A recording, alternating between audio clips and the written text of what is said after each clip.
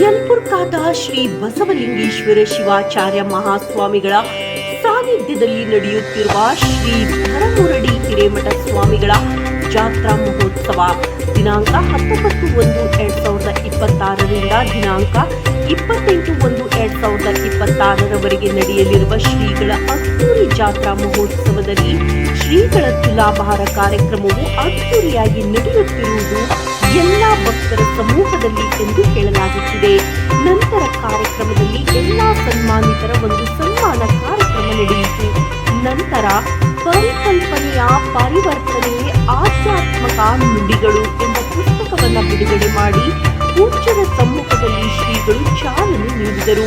ನಾನಾ ರೀತಿಯ ಕಾರ್ಯಕ್ರಮಗಳು ನಡೆಯುತ್ತಿದ್ದು ಪ್ರತಿಯೊಂದು ದಿನ ಭಕ್ತರಿಂದ ಅನ್ನದಾಸೋಹ, ತುಲಾಭಾರ ಕಾರ್ಯಕ್ರಮ, ಮಕ್ಕಳಿಂದ ನೃತ್ಯ ಕಾರ್ಯಕ್ರಮ ಹೀಗೆ ಇನ್ನೂ ಹಲವಾರು ಕಾರ್ಯಕ್ರಮಗಳು ನಡೆಯುತ್ತಿವೆ. ನಂತರ ಪೂಜ್ಯರ ಆಶೀರ್ವಚನದಿಂದ ಭಕ್ತರು ಪಾವನಗೊಂಡರು. ನಂತರ ಎಲ್ಲಾ ಭಕ್ತರು ಸೇರಿ ಕಾರ್ಯಕ್ರಮವನ್ನು ಯಶಸ್ವಿಗೊಳಿಸಿದರು.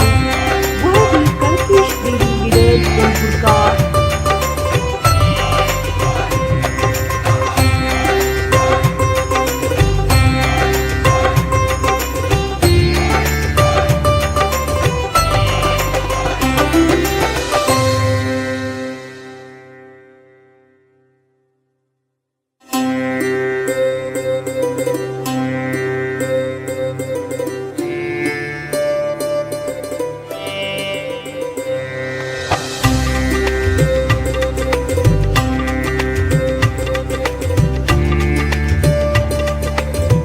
ಸೇವೆ ಮಾಡುವಂತವರು ಸಭಾ ಸಂಚಾಲಕರಲ್ಲಿ ಹೆಸರನ್ನು ನೋಂದಾಯಿಸಬೇಕು.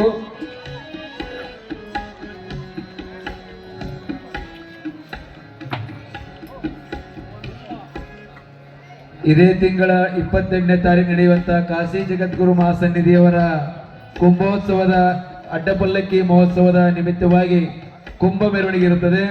ಕುಂಭದ ಓರುವಂತಹ ಮಹಿಳೆಯರು ಸಭಾ ಸಂಚಾಲಕರಲ್ಲಿ ಹೆಸರನ್ನು ನೋಂದಾಯಿಸಬೇಕು. ಶ್ರೀಮಠದ ಜಾತ್ರಾ ಮಹೋತ್ಸವಕ್ಕೆ ದವಸ ಧಾನ್ಯಗಳನ್ನು ನೀಡುವಂತವರು ಸಭಾ ಸಂಚಾಲಕರಲ್ಲಿ ದವಸ ಧಾನ್ಯಗಳ ಬಗ್ಗೆ ಮಾಹಿತಿಯನ್ನು ಕೊಡಬೇಕು. ಯಾಕಂದ್ರೆ ಮಹಾದಾಸೋಹದ ವ್ಯವಸ್ಥೆಯನ್ನ ನಾವೆಲ್ಲರೂ ಕೂಡ ಮಾಡಬೇಕಾದ್ರೆ ಭಕ್ತರ ಸಹಕಾರ ಬಹಳ ದೊಡ್ಡದು. ಹಾಗಾಗಿ ಭಕ್ತರು ತಮ್ಮ ಕಾಣಿಕೆಯನ್ನು ನೀಡಬೇಕಾಗಿ ತಮ್ಮೆಲ್ಲರ ವಿನಂತಿ.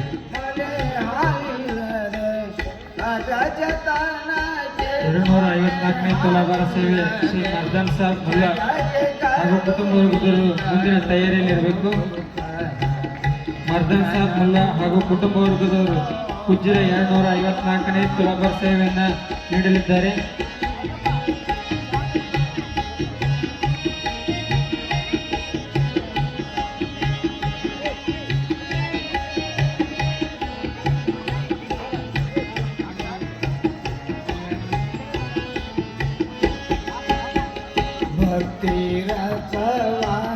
ತನಿಯಲಂದು ಶಕ್ತಿವಂತನಾಗಿ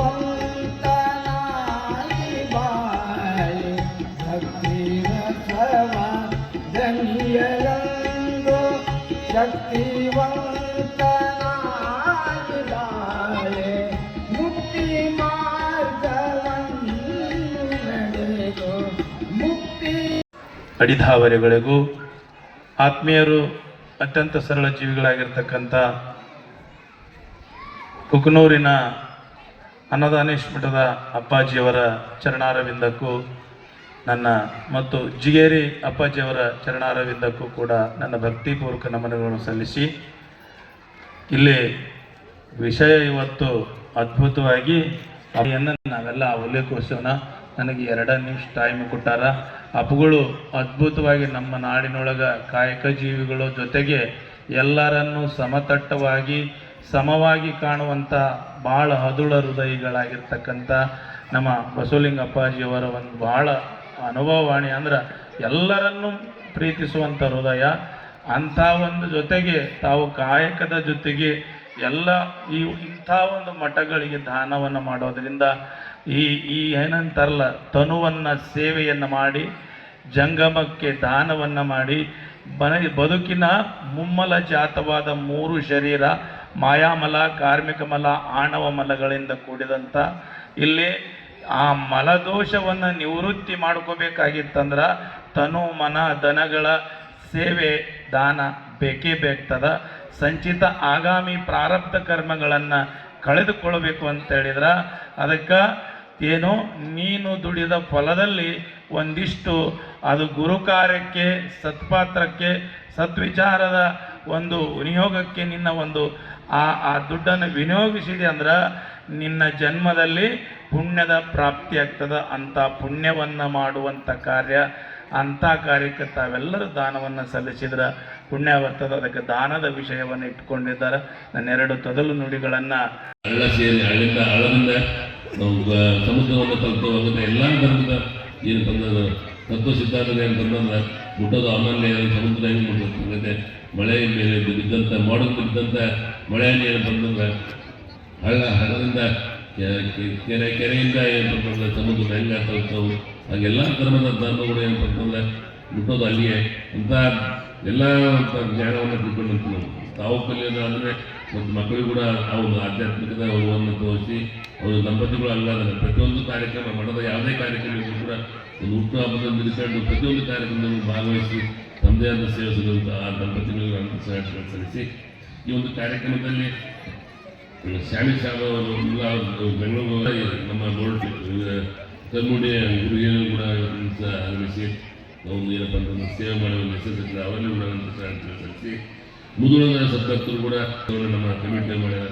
ಒಂದು ಮುದುಳ ಗ್ರಾಮದ ಈ ಗುರು ಕೂಡ ಅನಂತ ಶರಣಾರ್ಥಿಗಳನ್ನು ಸಲ್ಲಿಸಿ ಬೋರ್ಡಿಗೆ ಸದ್ಭಕ್ತರು ಅವ್ರು ಏನಪ್ಪ ಅಂದ್ರೆ ದಾನ ಕೊಡುವ ಮುಖಾಂತರ, ಗುಣಭಾರ ಮಾಡುವ ಮುಖಾಂತರ, ಪ್ರಸಾದ ವಿತರಣೆ ಮಾಡುವ ಮುಖಾಂತರ ಅಲ್ಲಿ ಬರುವಂಥ ಎಲ್ಲ ಪ್ರತಿಯೊಬ್ಬ ಪೂಜೆಯನ್ನು ಕೂಡ ಗೌರವಿಸಿ ಎಷ್ಟೇ ಪೂಜೆ ಅವರು 4-5 ಕಾರ್ಯಕ್ರಮ ಮಾಡ್ತಾರೆ.